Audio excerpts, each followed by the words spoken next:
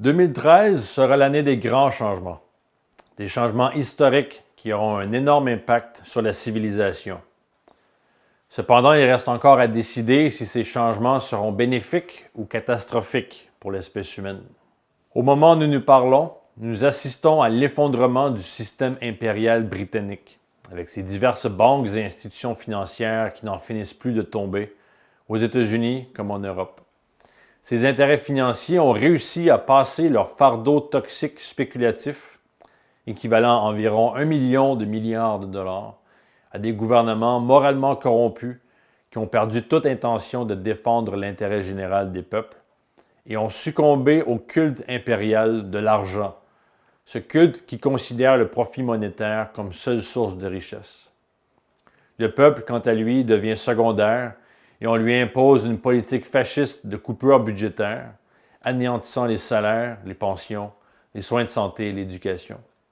La seule chose qui croît dans ce système, c'est l'endettement, la pauvreté, le taux de suicide et finalement la dépopulation.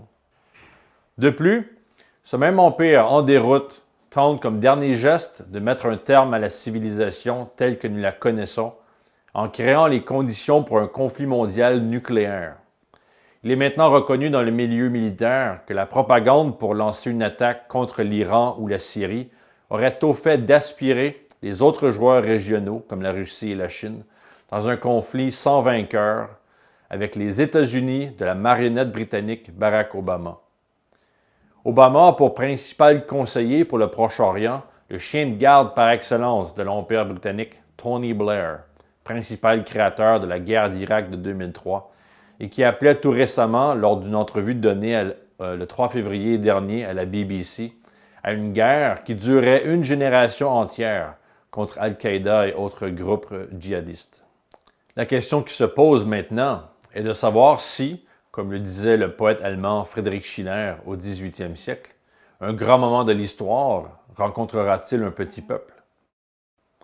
Nous, au Comité pour la République du Canada, savons que s'il le décide, l'être humain peut mettre fin à toute crise et créer les fondements pour une renaissance qui transformera la crise actuelle en un vieux et mauvais souvenir.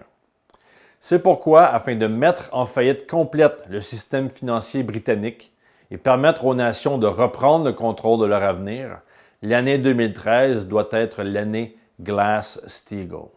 C'est en 1933 que le président américain Franklin Roosevelt signa la loi Glass-Steagall, créant ainsi une séparation, un pare-feu, entre les activités bancaires commerciales et celles d'investissement, permettant de protéger l'économie physique réelle d'un système impérial monétaire en effondrement à la suite du crash de 1929. D'autres pays, par la suite, adoptèrent des réformes similaires, dont la France et le Canada, où la division, surnommée les 4 piliers, séparait les activités de dépôt commercial, d'investissement, les trusts et les compagnies d'assurance. C'est durant les années 80 que débuta une vaste campagne menée par l'Angleterre de Margaret Thatcher pour une libéralisation du système financier, une campagne qui permit dès 1987 la fusion graduelle des piliers du système bancaire canadien, l'annulation en 1999 du Glass-Steagall américain et la City de Londres redevint le centre de la finance mondiale. Ajoutez à cela une politique de libre-échange et de désindustrialisation, vous avez le parfait mélange pour un effondrement continu de l'économie physique mondiale. La réinstauration du principe Glass-Steagall est l'indispensable première étape vers une reprise économique mondiale. Cela permettra d'enrayer l'hyperinflation créée par les renflouements bancaires, libérer les gouvernements de la responsabilité de rembourser des actifs toxiques et forcer une définitive séparation entre les activités commerciales bancaires et celles d'investissement. Il deviendra de plus possible de mettre un terme au blanchiment des centaines de milliards de dollars en provenance des cartels de la drogue, de la Colombie jusqu'en Afghanistan. Le mouvement international de Lyndon LaRouche fait campagne déjà depuis 2008 pour Glass-Steagall et aujourd'hui, plusieurs cercles patriotiques dans plusieurs nations se battent afin d'introduire une législation de ce type. Aux États-Unis, en 2012, plusieurs centaines d'institutions populaires, ainsi que 85 membres du Congrès ont appuyé la proposition HR 1489 de la députée démocrate de l'Ohio, Marcy Kaptur, demandant l'abrogation de la loi Gramm-Leach-Bliley, qui mit un terme à la loi Glass-Steagall en 1999, et de réinstaurer une séparation entre les activités bancaires commerciales et celles d'investissement, selon les provisions émises par le Glass-Steagall original.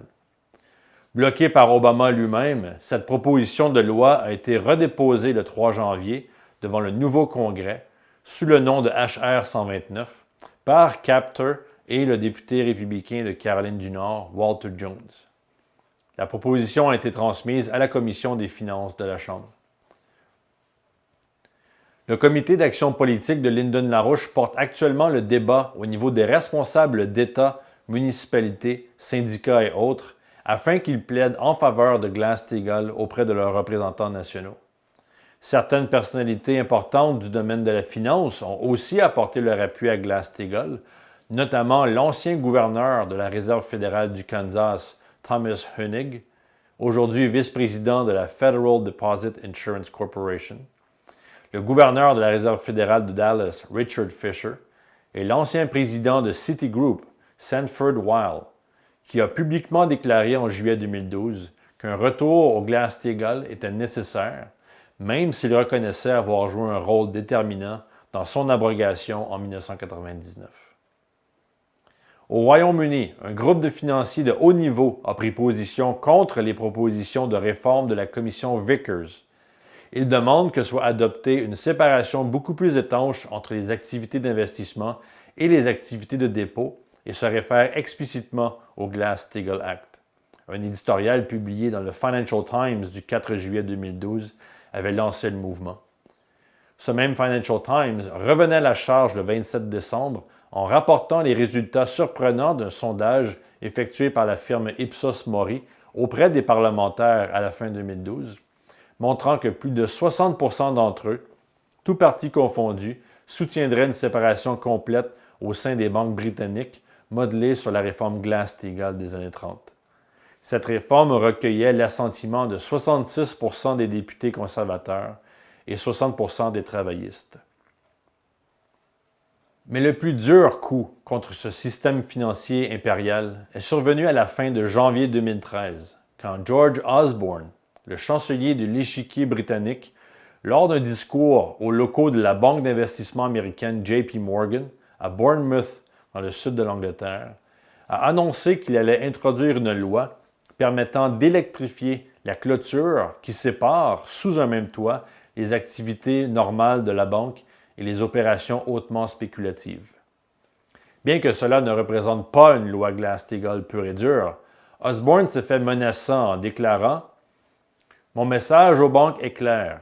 Si une banque enfreint les règles, les régulateurs du Trésor auront le pouvoir de démanteler complètement, de séparer complètement ces activités, pas seulement de les isoler.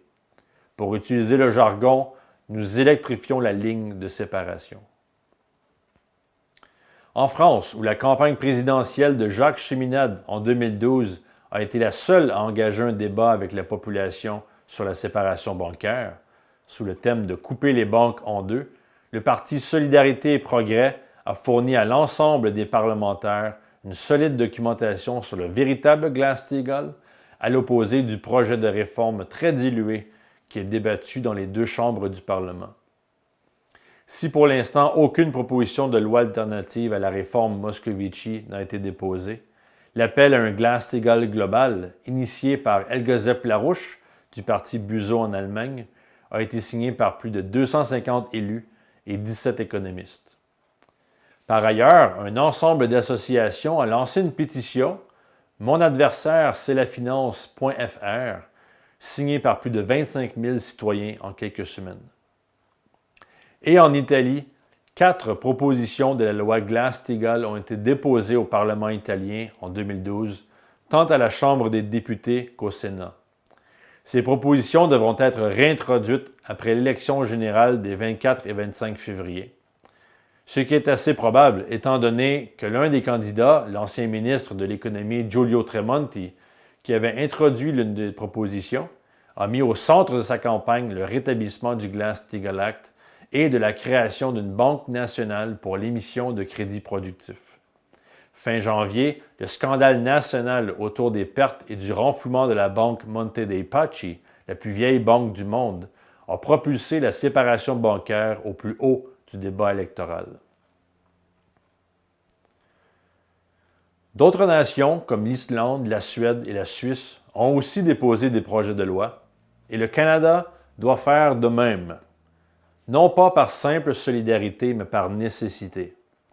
En effet, le système bancaire canadien n'échappe pas à la crise financière, même qu'en avril 2012, un rapport du Centre canadien de politiques alternatives publia une analyse conçue par l'économiste David McDonald, stipulant que depuis 2009, le gouvernement canadien, par l'intermédiaire de différentes agences, a renfloué les banques canadiennes par plus de 114 milliards de dollars, une somme 10 fois plus élevée que celle du renflouement financier de l'industrie automobile. Et bien que certains dans le secteur bancaire disputent ce fait, tout le monde, ou presque, s'entend pour dire que si rien n'est fait pour contrôler une bulle immobilière atteignant près de 1000 milliards de dollars et une dette des foyers canadiens qui a atteint de nouveaux sommets en 2012, un scénario chaotique comme celui en Europe fera son arrivée au Canada. Cette crise canadienne a même amené l'agence de notation Standard & Poor's à dévaluer 6 de nos banques, ce qui ne peut qu'aggraver la situation. C'est pourquoi il est indispensable que le gouvernement canadien rétablisse la protection Glass-Steagall, un retour aux 4 piliers du système bancaire canadien. Prenez part à la bataille. Rendez-vous sur comité-république-canada.ca et endossez l'appel pour un Glass-Steagall global. De plus, faites parvenir à votre député fédéral et toute personne concernée une copie de cet appel, ainsi que le bulletin du CRC intitulé « Pour une relance de l'économie physique, un système Glass-Steagall, une banque nationale, NAWAPA et autres grands projets ». Contactez les membres du CRC au numéro de téléphone suivant pour prendre part à la mobilisation et donner une contribution financière afin de mettre la réforme Glass-Steagall sur toutes les lèvres et s'assurer que le gouvernement entame les démarches nécessaires afin de faire de cette loi une réalité. Car oui, les choses changeront en 2013, mais la question demeure. Le système impérial britannique nous entraînera-t-il dans sa chute? Ou saurons-nous faire preuve de cran en changeant la règle du jeu? C'est à vous d'en décider.